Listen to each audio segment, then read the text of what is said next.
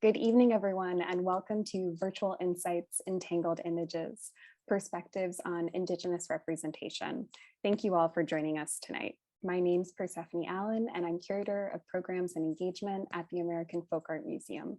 As many of you know, our museum is dedicated to uplifting the work of self-taught artists across time and place, and we're thrilled to celebrate 6 decades of this work this year.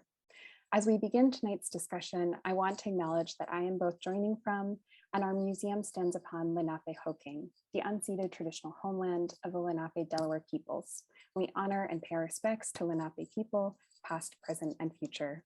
And I just have to say, we're so honored to be joined by Joe Baker tonight as director of the Lenape Center.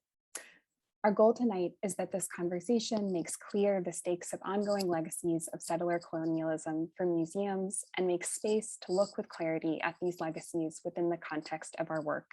We'll start tonight with introductions, followed by a discussion with our speakers before closing with Q&A. This evening's conversation is being recorded and will be published online in the coming weeks, so we really hope that you'll revisit it. We have closed captioning tonight in English, which can be activated by clicking on the CC button at the bottom of your screen. We invite you to share questions throughout the program by using the Q&A feature also at the bottoms of your screen, and we'll make every effort to respond to as many of these as possible at the end of the program. An enormous thanks for your ongoing support of programs like this, which would not be possible without you. Tonight's conversation is inspired by our current exhibition, American Weathervanes, The Art of the Winds, curated by Robert Shaw, coordinated by Emily Chavalt, with additional interpretation by consulting scholar Joseph Zordan, who we are also thrilled to be joined by this evening.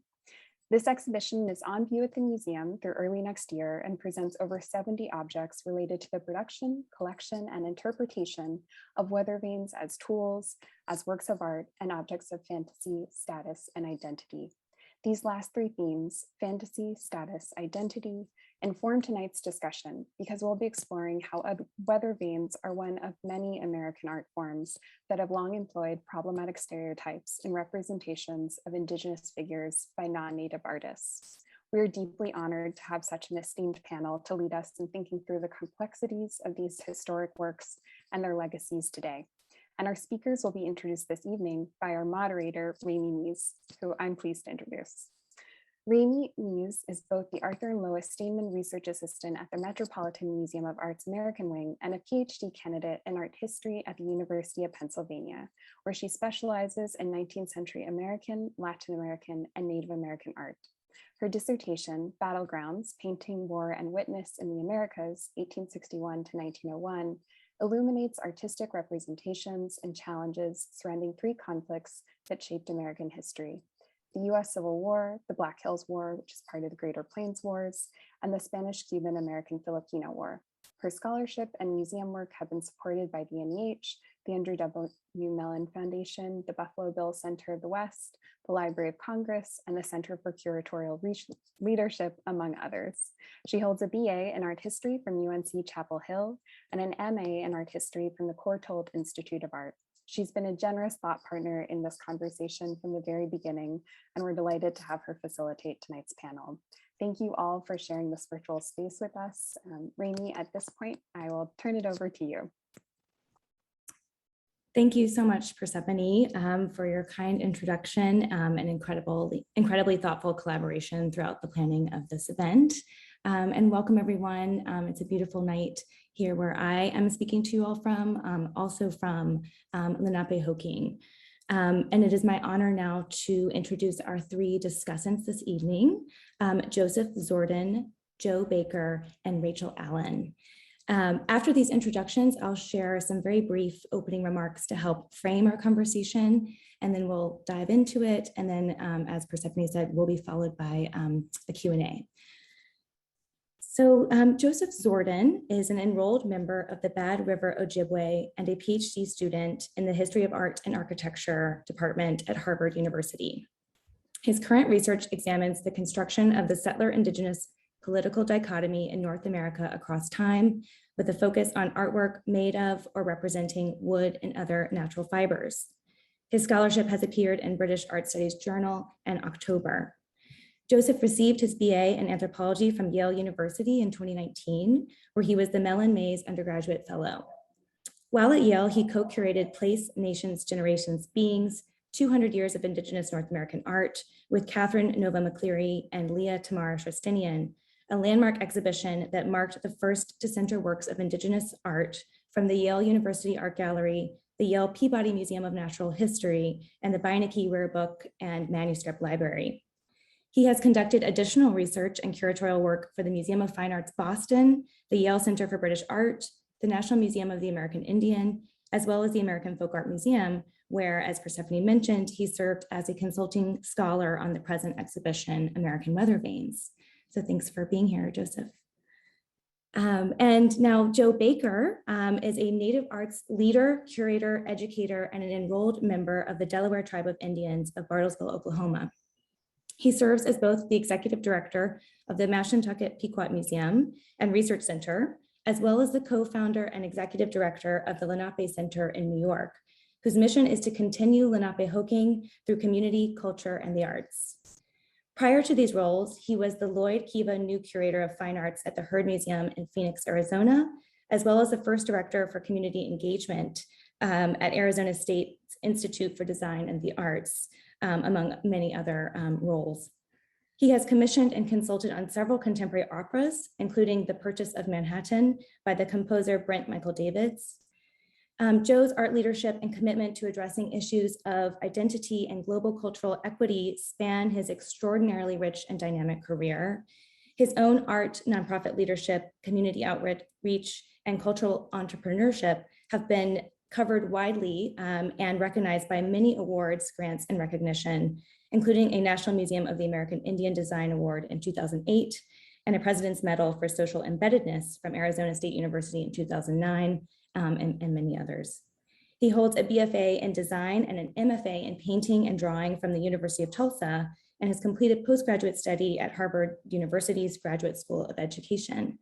Welcome, Joe. Thank you. And now, last but certainly not least, a member of the Nez Perce tribe, Rachel Allen, is a PhD student and fellow in the Mellon Curatorial Program in the History of Art Department at the University of Delaware, where she is investigating cross-cultural understandings of air, atmosphere, and sky in both Native and American art. Before beginning graduate studies, she served as the assistant curator at the Peabody Essex Museum in Salem, Massachusetts, where she supported several major traveling exhibitions and publications, including T.C. Cannon at the Edge of America, Nature's Nation, American Art and Environment, and a forthcoming permanent installation of American and Native American art. Rachel has worked in a range of additional positions and institutions, including as assistant professor at Michigan State University, where she also received her MFA in printmaking and an MA in arts and cultural management and museum studies. She was also assistant preparator at the Broad Art Museum, where she co-founded the Emerging Museum Professionals chapter of Michigan, as well as a practicing artist in her own right. A site-specific interactive installation of her work, Airplay, was held at Urbano Project in Boston in 2020. At present, she is co-curating a retrospective of the artist Joe Federerson, a member of the Confederated Tribes of the Colville Reservation, which will open at the Northwest Museum of Arts and Culture in Spokane, Washington in 2023. So good to see you, Rachel. Thanks for joining us. And now, Richard, if I could just have the slides.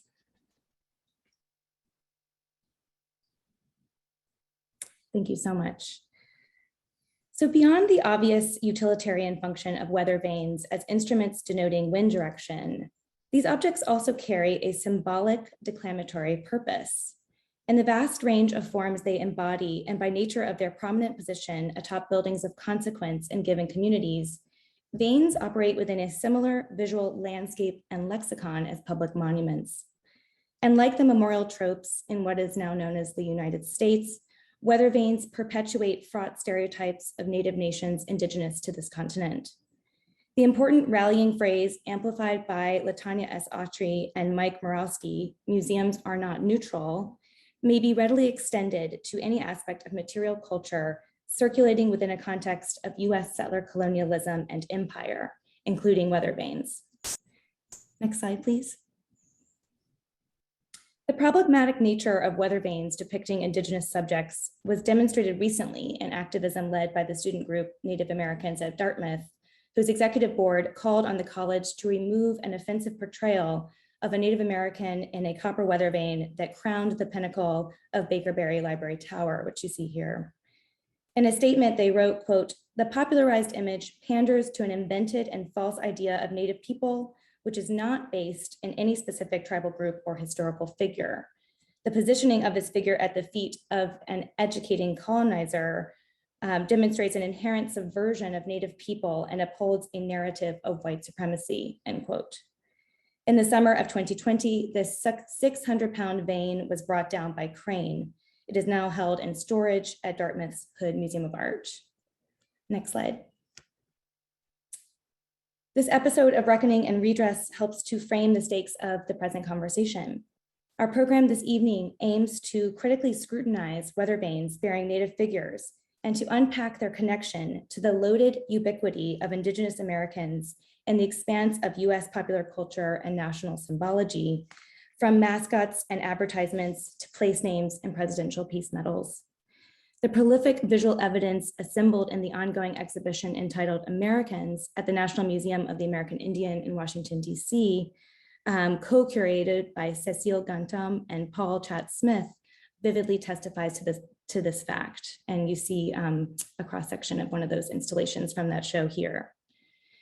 As Smith has written, Native American representation, mostly generic and imaginary, is not only found emblazoned across every manner of product, but also comprises, quote, symbols of the country itself.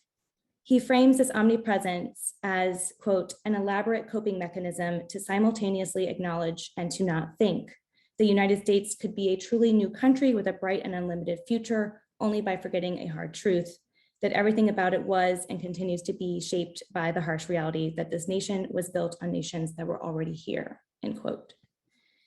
Building on the important interventions that Smith, Gantom, and many, many others have forged, tonight's discussion asks, how can we better understand the instrumentality of stubbornly static Native stereotypes to the settler colonial project? What interpretive strategies might emerge to help us unpack, contend with, and dismantle this insidious iconography for wide audiences? And how can museums self-reflexively reframe these objects and their collecting of them in order to shift narratives and diversify perspectives in ways that are constructive and reduce settler harm? So next slide, please.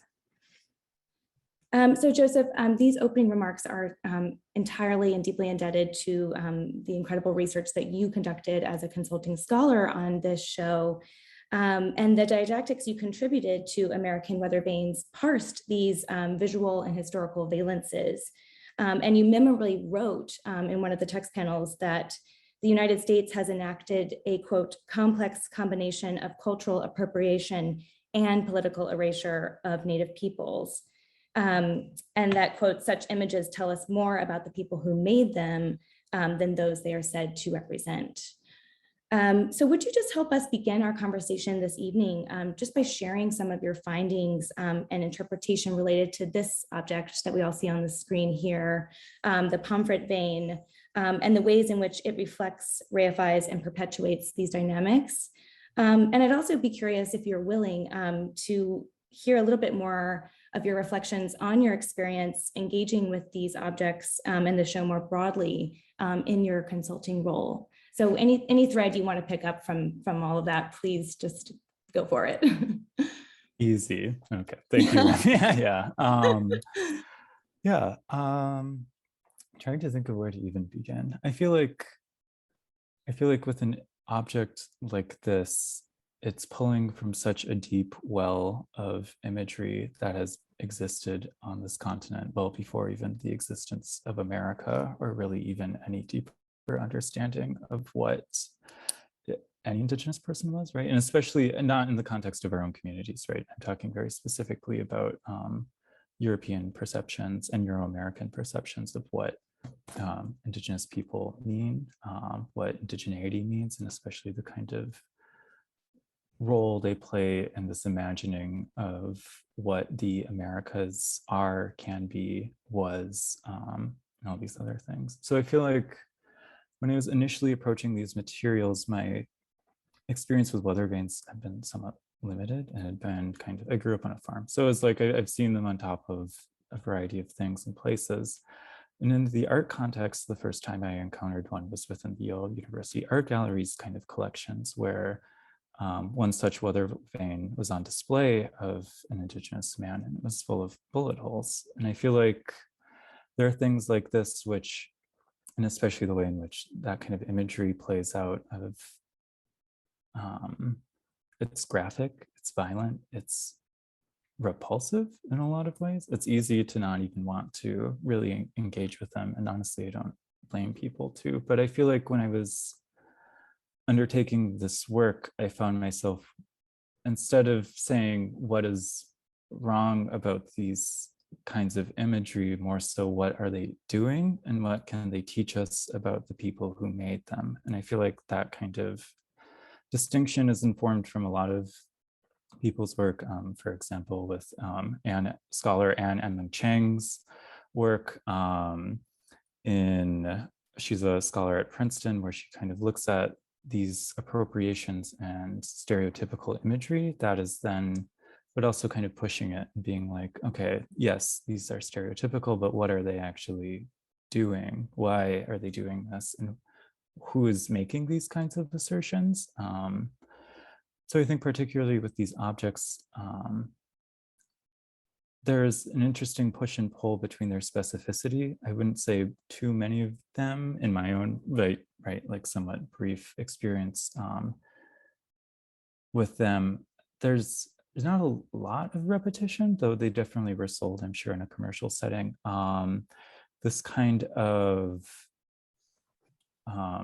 strange pull between specificity, but also how they pull themselves into a type. It's almost impossible to look at this without thinking of at least 30 other images, or at least, right, like 100 other images. It's the same thing over and over and over and over and over again. And I feel like that kind of repetition I've never really known what to make of that. And I think there's like the obvious things, even when looking at a Weathervane, in the sense of it being hollow, stereotypes, what are they? Hollow. And we're like, even at a glance, so many of these things fall apart, but who needs our imaginations of Indigenous people to be so limited, to be so confined to such a singular image in a mold? Who needs us, even as Indigenous people, to limit our imaginations of what we can look like, what we can do, where we exist, when we exist? So when I encountered these works, I felt like there's always the necessary, and I think it is almost necessary to not deny that these images are bad, and to not solely look at them as like, well, they're stereotypical, but there's something, like they are stereotypical, and to gloss over that is not useful. I don't think it's useful. But I also think there is something where like it's easy to just dismiss them and move on. But I think in this research, I found myself wondering, what are they doing? And what does it mean too for these things to be so ubiquitous? Weathervanes are everywhere. They're in the way that they move and are subject to atmospheric conditions, but they themselves are kind of fixed on a point. They never, right, they're not supposed to, they have a limited range of motion. They have a limited way to react. And I found myself really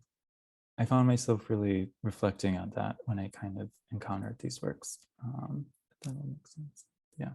Yeah. Thank you so much, Joseph. And I mean, just, speaking to that repetition and just the, like you said, the well of other reference points that are activated when looking at this image, and how that volume of these images, these stereotypes sort of serve to reinforce their own legitimacy in this like really contained, insidious way. That's just what that brings forth for me. And, thinking about how this particular Weathervane was thought to represent, or was claimed to represent, a particular Nipmuc leader, but of course, no such individual existed. This is just yet another generic caricature, but that urge to try to inscribe individuality in it as a sort of compensatory method or something, it's all bound up here. And it's important to look, like you said, closely at how those machinations are working. And, turning now to you, Joe, you have, as we heard from your bio, really dedicated your entire career to addressing issues of representation and the efforts on the part of the settler state at the erasure, the unsuccessful efforts at the erasure of Indigenous communities. And I'm just curious, how do you see this particular Weathervane or this kind of classification or genre of objects in general? And, what does it signify to you? How would you perhaps interpret it in a museum setting, if at all? What are your thoughts along these lines? Well, my thoughts are really directed toward this understanding that I have that dominant culture, dominant society, colonialism has attempted to reduce Indigenous people to the decorative, to minimalize and erase status, and to think of Native people as minimal and decorative. And it seems to be a way to dominate multiple cultures, and to fix them in time and space. And I'm really intrigued by and I had not thought of this before, Joseph's comment about the Weathervanes being fixed at a certain point and with limited range and motion. And that motion and range, being driven and dependent on atmospheric conditions. So in a way, the psychology of that is, in my thinking, another way to limit the possibility of the Native voice and the Native presence, reducing cultures to something decorative, something that can be understood as a novelty, this sort of fascination with the exotic, the other. I think it's all inherently there and expressed in these caricatures that become Native figures. And I think it's okay to really look at these and to think further about perhaps the message that they are sending, and to explore that a bit further. This notion of the erasure of Native people, it did not just commence and end in the past, in the history, but it continues today in various forms. The erasure of Indigenous people, that action is alive and well today. And it continues to push Native people into the margins, and to attempt to hold them in that place. But I think, we're at a moment of change, and that we're beginning to see that institutions and organizations and educational entities are having to rethink the parameters and the restrictions they have placed on Native people. And, I think there's a coming reckoning, and, we're in a new time of transition, which I think is very positive and hopeful. And, at the same time, I think we're in a place where we can have this discussion. And could we have had this discussion, a generation ago? Probably not. So we move quietly and slowly, and we inch our way into the future. Yeah, thank you so much, Joe. Yeah, I really appreciate that emphasis on the materiality and the situatedness of these objects in the sense of their stasis, you know, the really limited range of motion, like both you and Joseph brought up, and how that might, you know, activate our thinking around other forms of representation for Indigenous people. And, you know, I think, you know, I'd love to turn it to Rachel now to hear from you about, you know, how do you perceive this image, you know, and if you'd like to react to anything that Joseph or Joe have said so far about it. Thank you so much. And thank you, Joe and Joseph and Ramey, for your words. They're really powerful and really helpful in helping me think about these as well.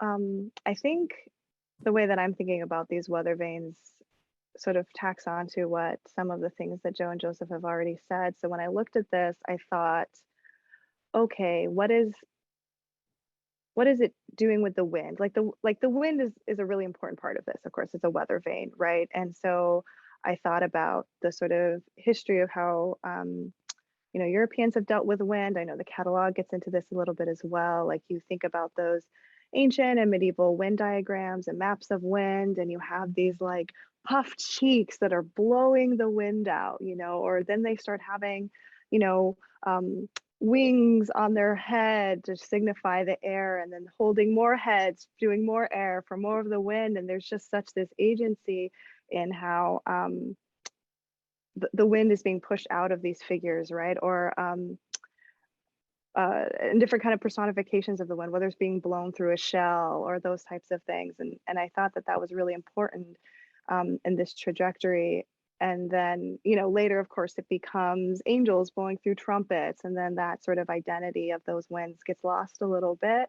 And then now it gets lost even more to these weather vanes, right? That become these stereotypical figures that are, like Joseph said, fixed on a point, and they no longer enact the wind or make the wind happen or cause it to change or cause it to blow, but they still are with the wind. There's an embodiment with that. There's a way that they're weighted so that they move with the wind and point those directionals. And so even though they're not causing action, there's still a pointing, so there's a movement and an interaction. And then I think about some more recent public sculptures that take on the tradition of these native figures holding the bow and arrow, and how they're stagnant and how they're stuck, and then they don't move at all.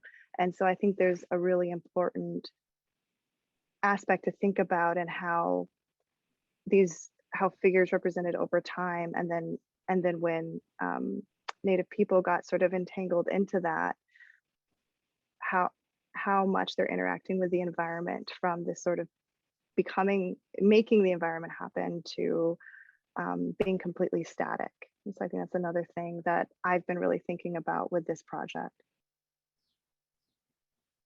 Yeah, no, thank you so much. And I mean, absolutely, just thinking about their context, you know, when in use, you know, installed at the top of a building, presumably, or some other kind of structure, and, you know, signaling something about that building, and invariably, you know, indelibly, to use your word, tangled in notions of property and ownership, in that sense, to sort of convey a message about that particular place. And how does that bear on our understanding when you know, Native figures are, you know, used in this way? And yeah, I mean, does anyone want to react to what Rachel just shared with us? I saw you nodding, Joseph, but no pressure if it was just in support. No, I think that's absolutely it, right? Like, it's relegating. And right, like, this isn't the only place that Indigenous imagery happens, but I think there is something really about like how this presents Indigenous people as a thing to be acted upon, but does not act in itself, that can't act in itself. And I'm also still really thinking about that kind of relationship to ornament that Joe brought up, kind of a decorative element as opposed to the substance.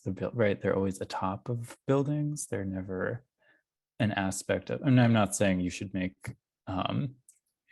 Indigenous people into building architecture, but I am saying like the way that they are kind of seen as extra, as unnecessary to the actual substance or use or function. Just right, like Weathervanes did serve a function for a long time, but they also served an important decorative one. So I feel like that was, yeah, I'm just very, that's great. Right. And yeah, that kind of dissonance between how these objects are functioning in a place of elevation, but relegating these figures at the same time, by nature of all of those characteristics you all just described for us. And as you all have started to highlight for us here, we understand these objects to be deeply embedded within a broader US image ecology, so to speak, and a broader visual landscape. And so I'm wondering if I can just pose the question to the group, what broader issues of representation, cultural appropriation, national mythology, relationships to land, water, and sky that Rachel brought up, do these Weathervanes activate and press upon? And how is this stereotyped imagery imbricated with other instances of visual and material culture that we face in this place? Where is comparable imagery being critiqued and protested in popular culture? I'd love to kind of open it up from this one Weathervane. And in opening it up, maybe Richard, could we just return to our gathering without the slides for a moment? Okay, great. It's nice to see everyone's faces larger. But yeah, anyone who wants to take that away, please jump in. For me, the Weathervanes exist in a certain historical time frame, and they really have spawned or inspired other representations, such as we find with mascots and we find in marketing and advertising.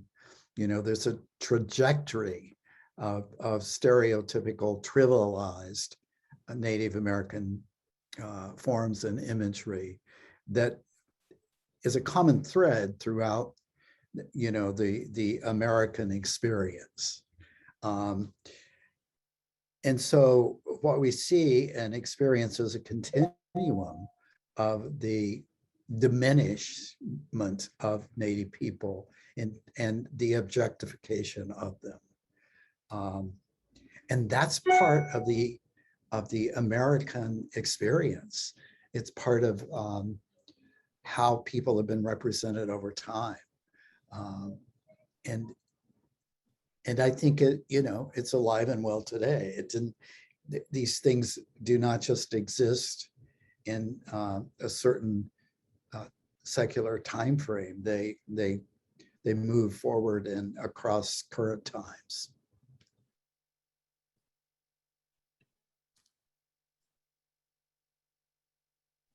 Yeah, I think maybe to just briefly respond to that, I find myself thinking too about kind of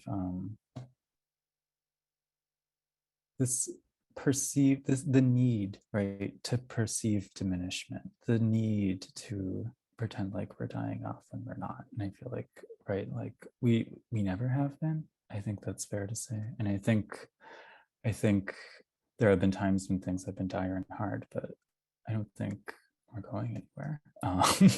And I don't think this kind of the reason I feel like this imagery needs to be reiterated over and over again is because it's actually very, I was just talking to a friend of mine, Layla, about this.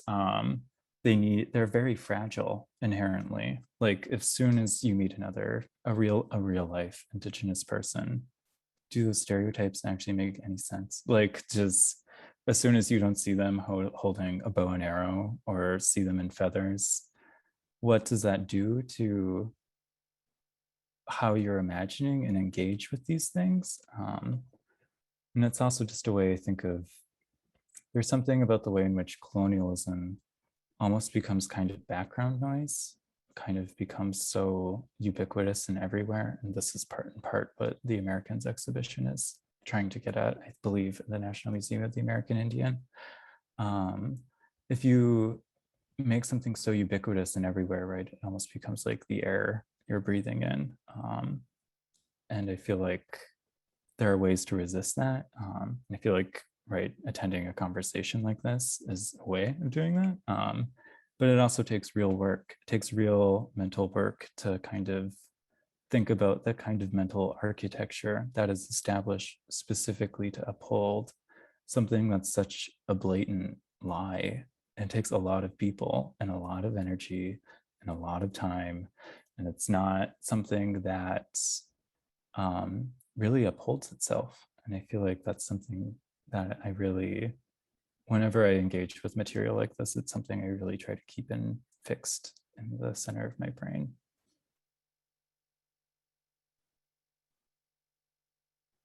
Yeah, thanks so much, Joseph. Rachel, do you want to weigh in? Yeah. Oh, just thank you for your words, Joe and Joseph. They also gave me a lot of good things to think about because I often don't engage with this kind of imagery a lot of times because I'm not really sure what I want to do about it, what I want to say about it, where my role is in talking about it, and a lot of times it's I think what we're expected to talk about too as a Native scholar as well, and I'm really pleased by this conversation and how we're sort of thinking about that a little bit deeper, and so I'm thankful for that. Yeah, no, thank you all so much. Exactly. I think it's that combination of, do we linger with these and look at these really harmful images, and when do we look away and when do we put them aside? And that's a really important balance to strike because the work is still needed, but how much of that labor is put on whom, and I think that, raising that question just now, Rachel, is really crucial. And, I'm thinking just about, that the vacuousness of these stereotypes, but then how bedrock they have been to, it's not just, popular imagery, but also, national imagery and symbology that we deal with, or state or county, at any level. And Richard, I'm wondering if we can return to the slides to see the Massachusetts flag and state seal. Thank you so much. Yeah, so this example, Joseph, you mentioned in the didactics you contributed, titled Images of, quote, the Indian and Early American Veins, which everyone can see installed in the show.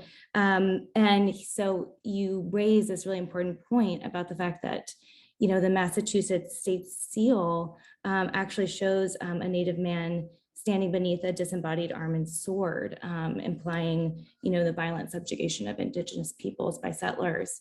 And, whether there are Weathervanes that replicate this exact figure and recall the state seal that was created, at the founding of the colony. And, just thinking about the fact that, when you're looking at a Weathervane, to understand that they are bound up in this much broader, deeper, rooted process of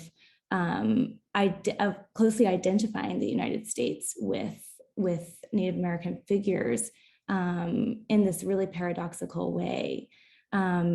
So I don't know if you all want to react to that in particular, or we can kind of move into the case studies that each of you brought that kind of speaks more specifically to how these visual tropes operate in other realms and other examples. So whatever you all feel like doing, we can just move right in or linger with this a little longer. would maybe say let's move in. We can discuss them as a group. Great. So yeah, Richard, next slide, please. So Joseph, this is, could you start us off? Because I believe this is the case study that you selected. Yeah, so I chose this image because I felt it important to kind of bring in an example of just how old this imagery is. So this is Theodore de Bry, who was an engraver in Europe after John White. John White was part of an expedition to early kind of south of the Carolinas area. And part of this kind of trip was determining and seeing what was available for colonization. And especially this was, I believe, funded by Sir Walter Raleigh, and who is a British nobleman. He got in a lot of other trouble later, but that's not really important right now. The thing that's important is just kind of like John White's depictions actually were almost kind of, they were a little bit less full, but when it reaches Europe and it becomes kind of clear that this report needs to be disseminated to a large degree of people, Theodore de Bry begins inventing. So right, to some extent, there's also something about how, I'm sure John White was also inventing. There's something about when we initially contact the unknown, if we want to call that, or alterity broadly, that we tend to exaggerate what is different. However, Theodore de Bry took this like all the way to the max, because he's also just trying to show off. He's trying to be like, look at me, I'm a great artist, you should hire me. And part of that is, and this is primarily coming from Timothy Sweet's research from Filling the Field, where there is this kind of relationship and need to imagine the Americas as Edenic, to imagine indigenous peoples as part of an ancient past. So as we can see him kind of center, yes, he does hold modes of alterity that may not have been present within Europe, but he's also referencing Grecian statue. And that's not an accident, and that's not something that's meant to be overlooked. It's also part of what Joe Baker was talking about earlier, insofar as the way in which indigenous people are relegated to a past. Sometimes it's not even America's past. Sometimes it is a way of even imagining the broader history, whether it be of kind of the evolution of civilization, the evolution of man, which are both very fraught terms, but also kind of, right, this isn't just doing the work of representing what's in the Americas. Theodore de Bry never went to America, and John White isn't the person who's necessarily representing these things. So I think this kind of like relationship between how embellishment, ornament, and the need to produce a certain vision of the Americas is all very, I think, important to remember in the kind of development and lexicon of this kind of imagery. Yeah, no, thank you so much, Joseph. And just interesting, just since Rachel brought up, thinking about these images in relationship to understandings and perceptions of land and environment, just where this figure sits in that relationship, this sort of looming, larger than everything sort of figure, and sort of separate from that broader environment. It's really fascinating and telling, I think, of de Bry's, perceptions and John White's misperceptions. But we'll have a chance to, we have a slide that kind of brings all three together, so that'll come later. So let's move on just to hear from what Joe, you brought to the conversation. So what we're viewing here is a medallion, a portrait of Chief Tamanan, who was a Lenape chief in the Philadelphia area, chief of the Turtle Clan. He is distinguished by his reputation for being a man of peace. He signed the first treaty with the US government with William Penn. And this actually is on the face of Tammany Hall, which is located on Union Square in Manhattan. And I think, it is a good illustration of how Native people have been depicted and reduced to this kind of iconic medallion piece metal profile, and the Indian with the big nose and the high cheekbones and all of these characteristics that you often hear described and applied to Indigenous people, in that they're all sort of similar. All the brown people have similar characteristics, discounting entirely the diversity that exists within Indigenous communities. And so I wanted to bring this to the conversation, and it relates to the building Tammany Hall directly, and that's something we can discuss later.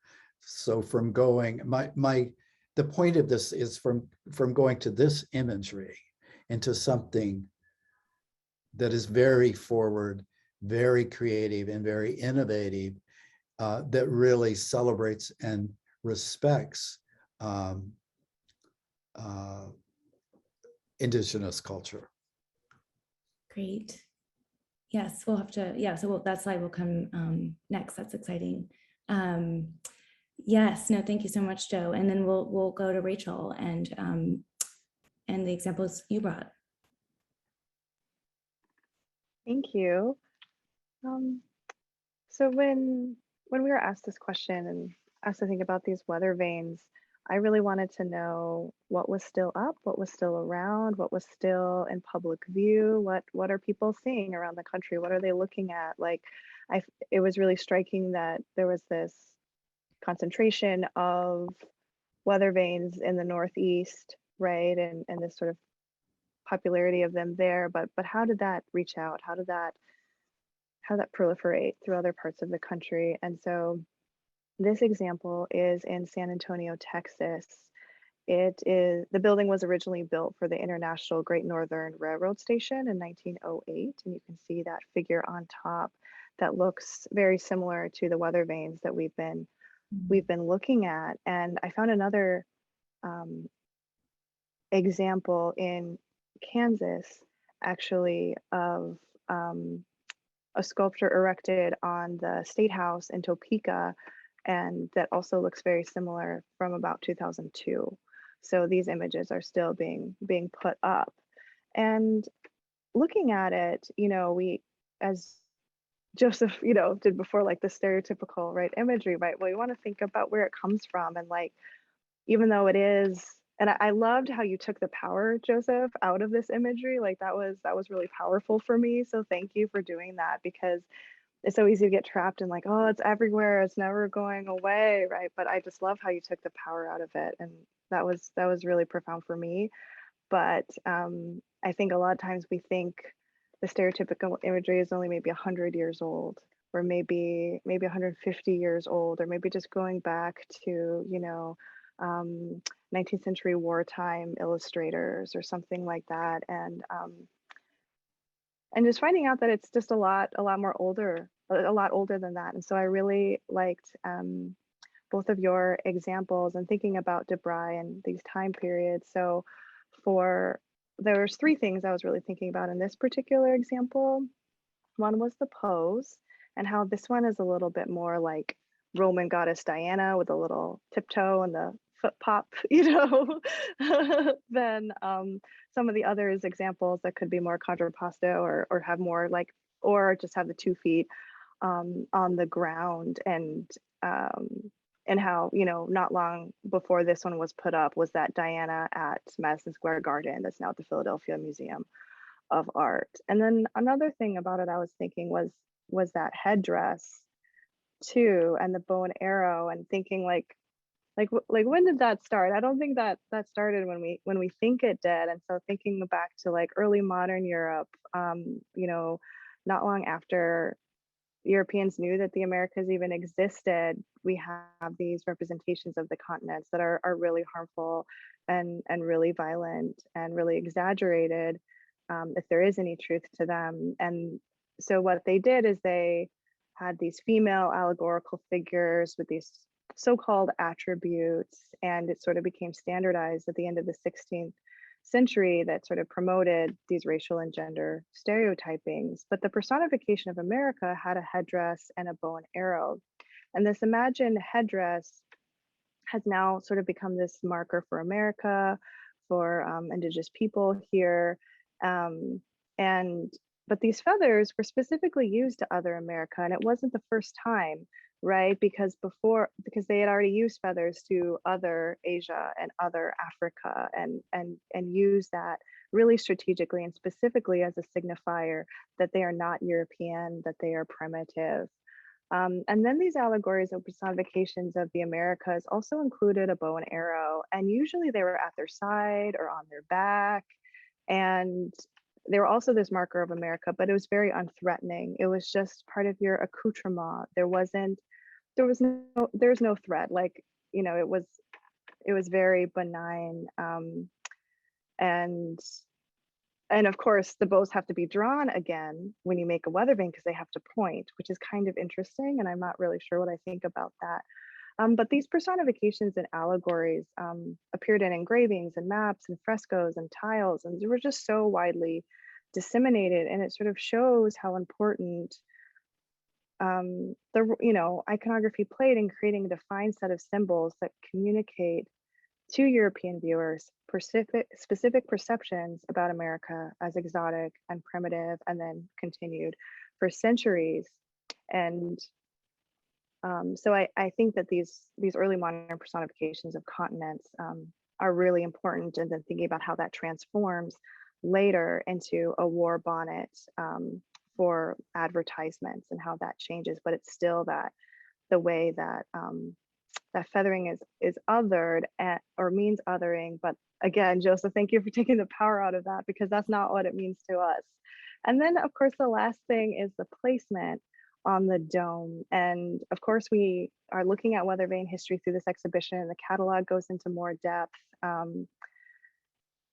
And sort of what I said before, right? How we're thinking about what these personifications of the wind are doing, of the continents are doing, and the weather vanes are doing, and then now in these static sculptures that no longer move, and how that movement and interaction with the environment, with the air, just completely filters to nothing. And then also thinking about fine art, right? And sort of thinking about weather vanes and sort of poking around, I found that, I didn't know this, that Ben Shahn had actually made a drawing of the shimmed round weather vane in the exhibition, and which makes sense because of Edith Halpert working with him and those types of things, and her folk interest. And so thinking about the ways that these images are perpetuated, what they really mean, and also how it gives them that fascination, right? Like why would these artists want to draw these things? And so those were the things I was thinking about with this example. Wow, thanks so much, Rachel, for just really giving this sort of extraordinary breadth of the layers and legacies of this imagery, and for pointing out, you know, that this range is really present in the examples that you all chose, you know, from DeBry in 1590 to this really very recently restored and installed vein, you know, that you brought in. Just really shows the deep roots and the ongoing stakes of this iconography. And could we, Richard, we have, I think we have a slide with all three together to kind of just bring that to the fore. Does anyone want to respond to any of these threads that have been brought up in these really rich, important examples?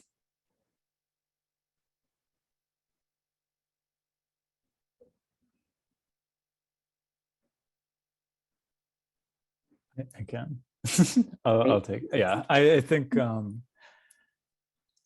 something I find myself, and thank you both, Rachel and Joe, this has been such a lovely conversation, but I find myself really thinking about, yeah, just like the strangeness of the feathers. I don't know if this is really a comment that will go anywhere, but there's a very strange kind of relationship with feathers that I'm really perplexed now by, which I didn't actually really think about before. But why the feathers? Why like why is that the designee of alterity? I'm also thinking too about the strange relationship between the repetition of feathers in the veins and as veins, right? Like as we're thinking about attributes of the air, birds are obviously in play too. But I also find myself thinking about how we all know these are bad. We all know these are stereotypical. And I think we all know what these images do to us, because there have been images that I think, especially as Indigenous people, we can escape. They don't fall into background noise. They're a punctuation that is sharp, even in its kind of excessiveness. And so I think too, kind of in these discussions, I always find myself wondering, what does repair look like with these stereotypes?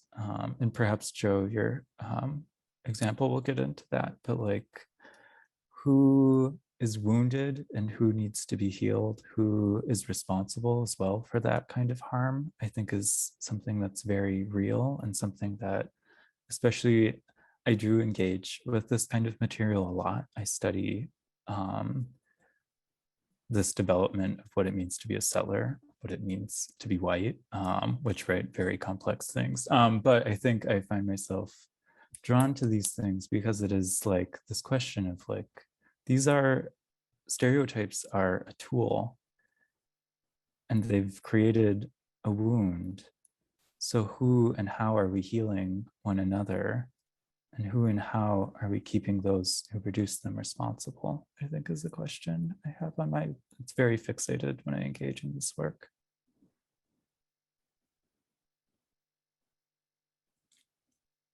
Absolutely. And yeah, responsibility being an extremely operative term here. And, you know, just doing the work that you did, Joseph, in your interpretation about really making profoundly clear, you know, these are images by non-native makers and artists, that, you know, this is an example of settler art. And it's important to really clarify that and disaggregate settler art from American art. And I think that that can help us denaturalize some of those associations of, you know, quote unquote American art, this term that we continue to contend with in this field, and just to help us think differently about that term and less, and take it much less for granted. And maybe, you know, like you said, speaking about, you know, healing, I know, I think the order of our slides is a little bit different, but just since you brought up Joe's example, maybe Richard, I know that we have Joseph first and then Joe, but maybe we can just go to Joe and then go back to Joseph's slide next. Thank you. This is Tammany Hall today. And thank you, Joseph, for that word repair, because I had not thought of the word in reference to this specific project, but it is truly a perfect fit. Tammany Hall, as it from its founding in 1789, became a corrupt political machine within the city of Manhattan, and probably most notorious leader of that machine was Boss Tweed. And that stayed in place up until the 60s. And then Tammany Hall became a facility, a building used for other purposes. About 8 years ago, BKSK Architecture reached out to the Lenape Center because they had an architect who was actually bidding. This historic, the building has historic designation, and it is it was purchased by an individual corporation, and it was in the process of being rehabbed, but with very stringent historical property dictates. BKSK Architecture reached out to us because they were aware of the significant Lenape history, at least in name, Tammany Hall, that the building held. So that turned into a conversation, a relationship that spanned a period of 8 years, where we began to work in a very proactive way with the architects to bring a cultural story to the refurbishment of this building. The glass dome is a direct reference to the Lenape creation story, where the turtle, the turtle rose from the sea and the trees formed atop the turtle, the beginning, the creation story of man. And it really began to animate the building and repair and restore the dignity of Chief Tammany and his contributions to the America we know today, through the collaboration of a sensitive, with it in tune architectural firm who was willing to take risk and create this this dome, if you will, atop a historic structure. And also I would say that the owners of the building also were risking a lot to really approve such a radical transformation of that glass dome, which adds 3 floors of space. It's really a massive architectural space that resonates within the city. And to me, it was like, it was a journey toward reconciliation and resolve that we had never experienced. And there was great joy in that. So having had the experience, I believe that, it stands as a good example, a fine example of the repair that Joseph refers to. How do we go from this point to a new place? Right. Thank you so much, Joe. Yeah, and that long-term, relationship that you spoke to, the importance of that depth and length of time commitment in really thinking through and sitting with these things in consultation and relationship. This is a stunning photograph. Thank you so much for bringing it, and really offers a profound contrast to the medallion you invoked earlier. And, just would love to hear from Joseph or Rachel, whoever wants to go next, about your own current work, whether, curatorial, scholarly, community, or artistic, that you're excited about, that you've already finished, but you want to share, or, you think that might work to expand these narratives and avenues for understanding Indigenous art in this context. Rachel, you go ahead.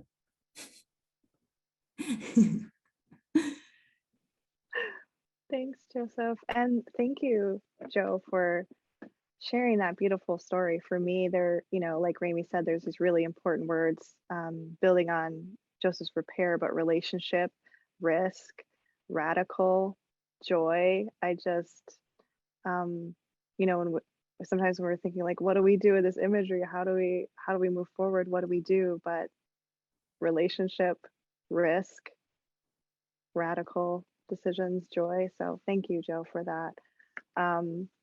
There's lots of Joes tonight.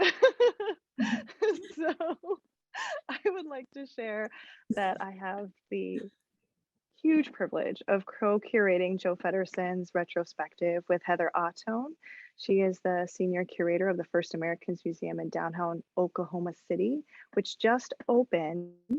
So it looks amazing. Please go check it out. It'll probably blow your mind.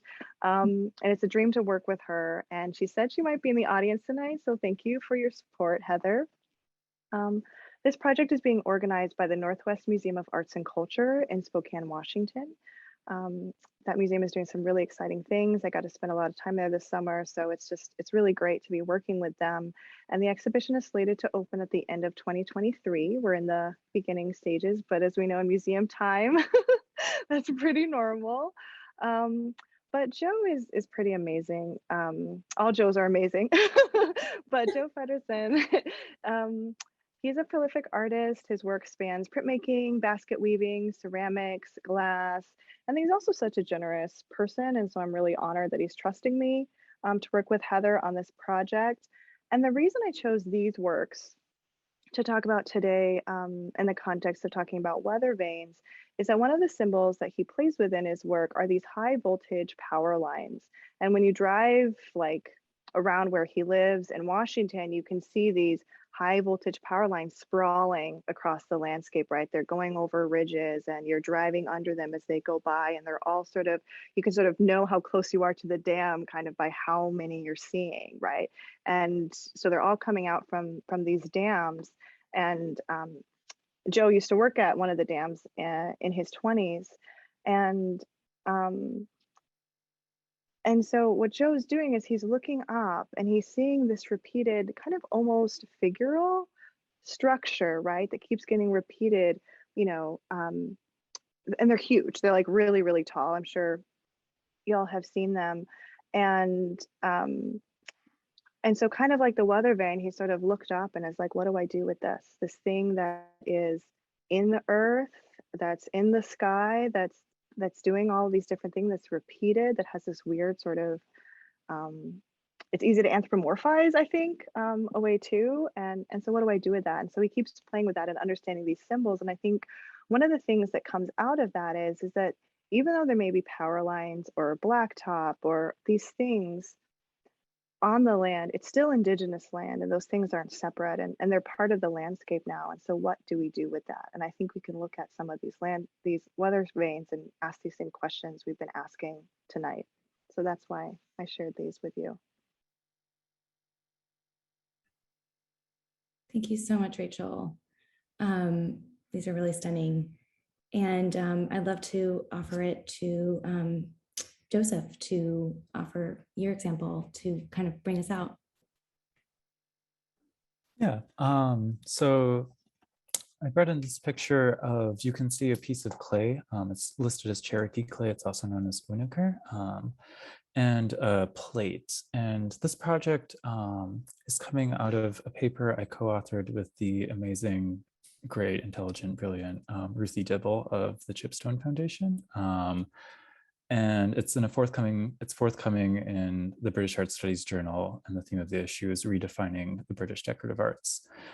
And I think this is actually an amazing follow-up to Rachel Allen's project, because I think the plate that you see in the back, right, it has John White's image that we talked about. It's on this kind of sheer, clean white plate, and it's manufactured by the Wedgwood company, Josiah Wedgwood. I know many of you may be familiar, as I assume there's a decorative arts, folk art kind of crossover, maybe like that. But he was a fairly well-known and well-distributed British potter in the 18th century, particularly the 18th century. His factory is still producing ceramics today. And this particular project is kind of investigating. Wedgwood, as a British potter, actually used Uniker in his ceramics. This is actually a fairly, it's discussed in the historiography, but actually the thing that's kind of rarely contended with is Uniker's relationship to its community as a Cherokee specific material, right? So it existed in kinship, it is literally the land of the Cherokee. It is literally something that is walked upon, that is a kind of part of this broader cosmology, this situation. It played innumerable roles within art, ceremony, and so many other things. And so this material that's so often glossed over, Ruthie and I began to think along the lines of like, well, what if even in its removal and its refinement, that its relationship and kin with the Cherokee, its family, isn't erased, is still important to it, is still present, and even in its refined form, even in its removal, is something that you can't actually necessarily remove because it is so deeply entangled in these relationships. And part of the way we came across this work is through this plate in the back, which is, as you can read, from the 400th anniversary of America's founding. So it's actually a 400th, it's made in the conjunction with the 400th anniversary of the Roanoke colony. And part of the kind of festivities is someone from Wedgwood had come over and they were thinking of making a commemorative bust of Sir Walter Raleigh.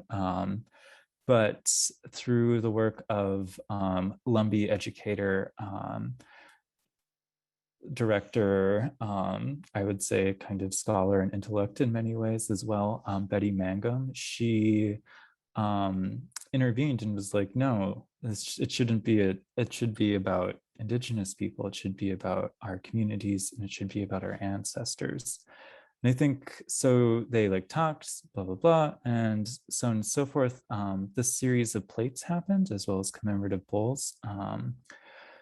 And I think there's something really in thinking about not only kind of repair, but also the afterlives of these images and how even in these kind of like earliest things, it's really, right, like we said, we are where they have produced and are part of a long history of harm, but they're also in some very strange ways, almost ancestors in a way, images of a past that has been either erased willfully by settler colonists and this kind of project of imperialism, but there's still kind of these traces that exist. And I think something that's interesting is kind of like this weird almost reclamation, even if it is this kind of sense of continuity, not only in history. What does it mean to say that the story should start with us?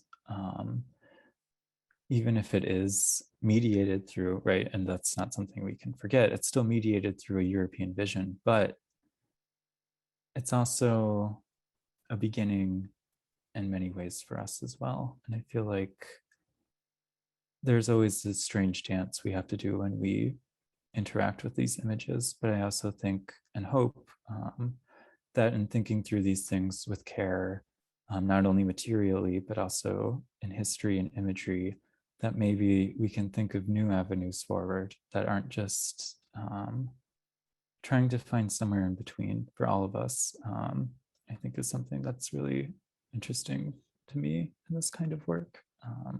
Yeah.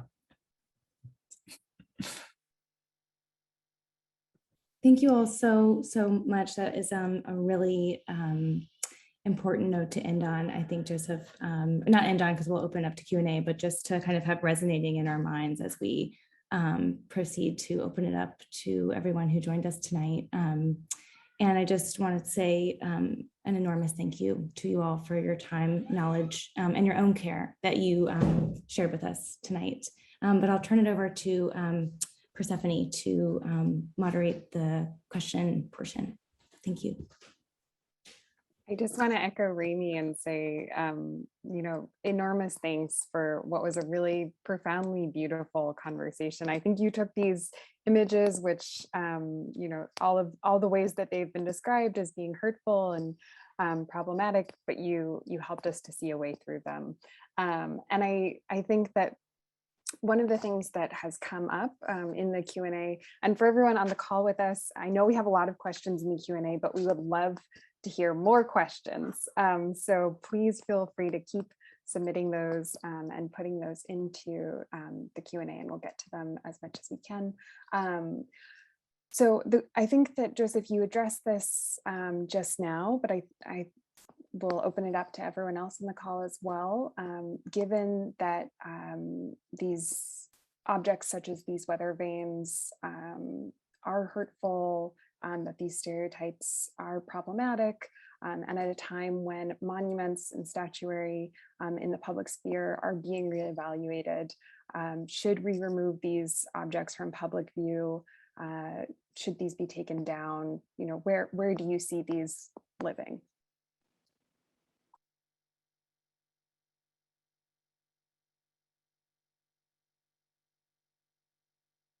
We just start with dive right in. I mean, that's a really big question. I think a lot of people are trying to think through. A lot of people that have more experience and smarter and like doing really, really good work to sort of make sure that that happens. But I think one thing that I try to remind myself in these situations is where my position is, where who my responsibilities are to, and kind of where my voice sits, right, and all of those things. And I think that while there are a lot of big things we can agree on, there should always be a really going back to relationship, Joe, with local communities, and it should be definitely centered around that conversation with local community leaders, tribal members, the nations that are hosting you, and have them decide is what I, as a general rule, I like to go by. Thank you thank you, Rachel, for that, because I strongly echo your sentiments. I think that we sometimes are remiss and reluctant to enter into these relationships that I think are important. And Joseph, thank you for that really powerful thought about this imagery being in many ways our ancestors. That's a powerful and beautiful thought. But I agree that, you know, these conversations regarding statues, should they stay or go away, really need to happen within the communities that are affected by them. We need to bring Native perspectives into that decision making and let them decide. And there's always the possibility that one can direct one's actions in a more effective and positive direction than throwing paint on a statue. That's just my thought.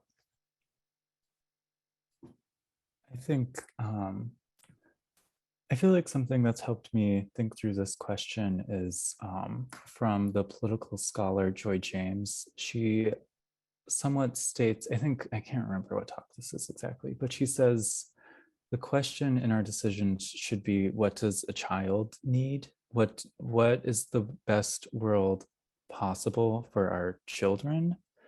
And I very much would like to imagine a world in which an Indigenous child is not subject to all of these horrific images every day of their life. I think imagining that world is incredibly powerful. I don't know the steps in between. I really don't. And I'm not going to pretend to either. I think I agree that, right, we need to be thinking very specifically, and I think this relates to what Joel Baker has said about repair and his project, but also repair is going to look so different for every community. And there's such a wide swath of not only cultures that have been impacted, Indigenous cultures in America, right? There's like 562 federally, maybe 570 something at this point. There's such a wide array. And with that, and culture and care, there's also a wide array of relationships. What people want is not always going to look the same. And so while I am very drawn to thinking of a world in which these images are not in circulation. These images are not the bedrock of our nation, of how we relate to one another and how, especially how others relate to Indigenous people. I can't pretend to know what's in between this and that. But it is a question that I think we all need to grapple with as Indigenous people, sure, but also we've been grappling with that for a while. And I think seeing non-Indigenous people start to grapple with that as well is integral to moving forward, or else it's not going to happen because we can't do this alone. And it's also not just about the statues, is I think an important thing. It's not just about the imagery. These things are symptoms of a disease of racism. And like they are the surface and they're very visible. And I think that's what draws a lot of people to these questions. But they in themselves are symptoms of something much deeper and structural that will take a lot longer to change.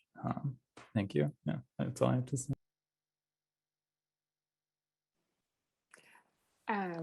I think, thank you, Joseph, Joe, Rachel. These are incredibly powerful thoughts and words that you're sharing with us. And I think, Joseph, the specificity that you're reminding us all of, and to go back to the word of relationship that Rachel called into the room, I think we all want, I think there's a real desire for answers that can, help to rectify these problems. But as you spoke about and shared with us today, these are generations upon generations upon generations old, and it's going to take time upon time.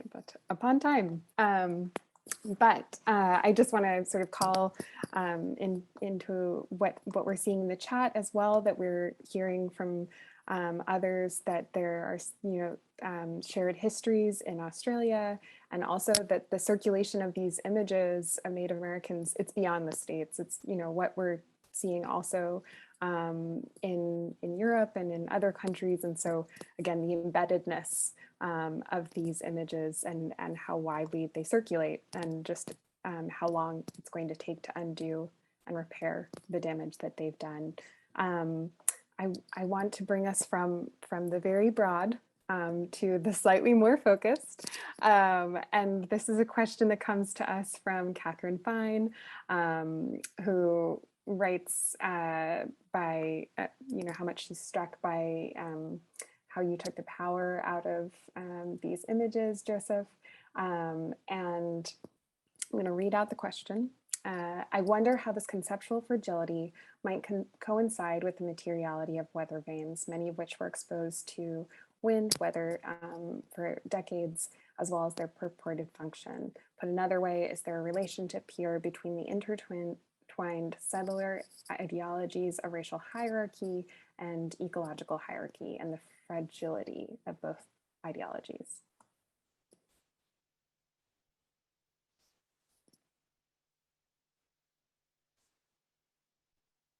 I'll maybe just respond very briefly. I think that I feel like there's something interesting in the sense of like these images,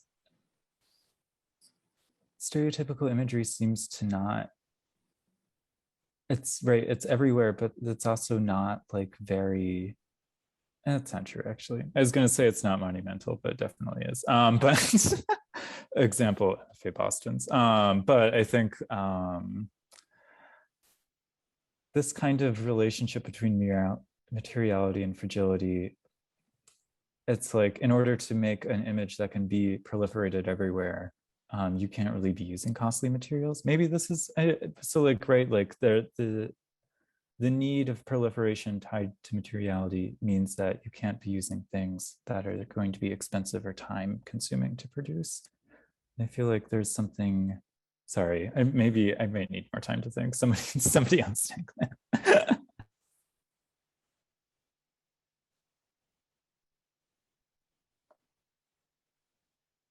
The floor is open. I don't know if Joe, I'm sure you have very good things to say, so please jump in.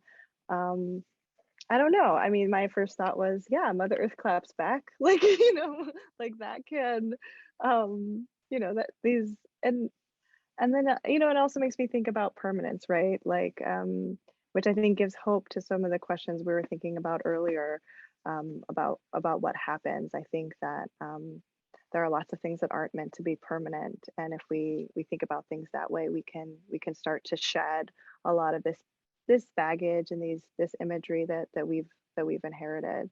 And so thinking about natural cycles, I think could be a methodology through this.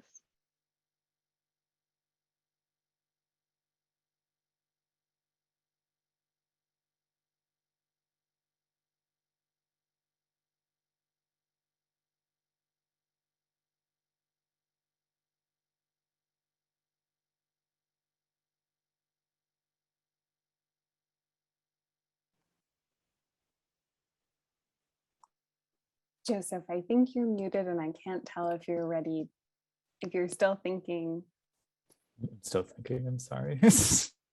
Well, maybe I'm going to give you a little more time to think. And I did see a question here also. So I'm going to move to a different question because I'm also aware of time. From Kim, who wrote that it was really interesting to hear about Tammany Hall. They never realized about the roof and would love to learn more. And this was actually a question I'd like to pose to everyone. All of your work is so fascinating and really timely. Could you share how people on this call might find out more and learn more and follow your work?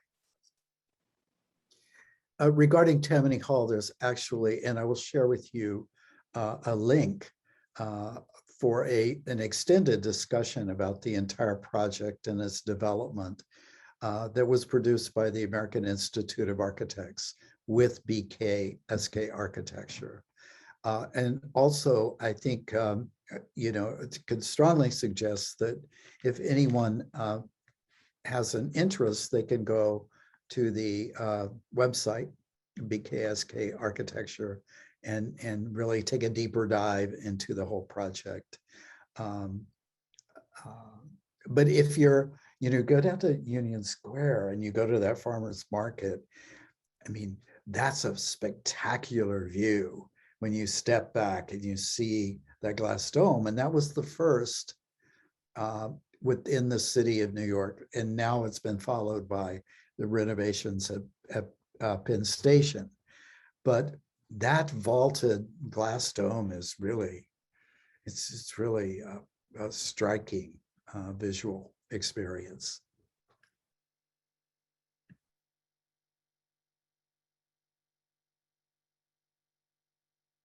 I believe the article that I mentioned will be out in December. I believe it's an openly accessible article, or it will be. I don't know. You can just but I'm a student and I'm so busy, but I'm sure that there will be other opportunities. And I always enjoy sharing my work and talking, especially about what these things mean and ways forward. And it's always, I don't know, this has been a lovely conversation. Thank you so much, Rachel, Joe, Ramey, and Persephone. I really appreciated this.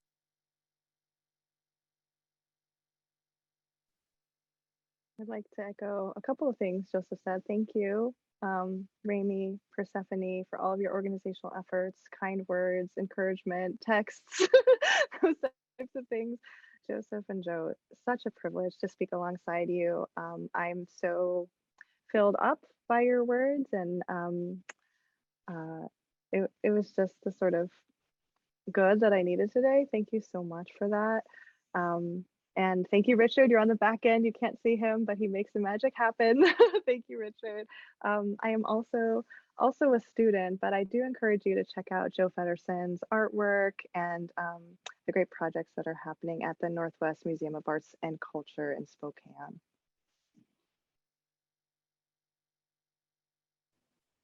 Well, on that note, just incredible thanks for everything that was shared tonight. This is a conversation that I know we will all be returning to and listening to many times over, because there's just so much to learn from your words and to let it all set in. And so I hope in the future we'll gather again to talk more about these. But in the meantime, thank you all for being here. Thank you everyone for your questions during this program. We hope that you'll join us online again soon. And until then, be well. Thank you, Wanishi.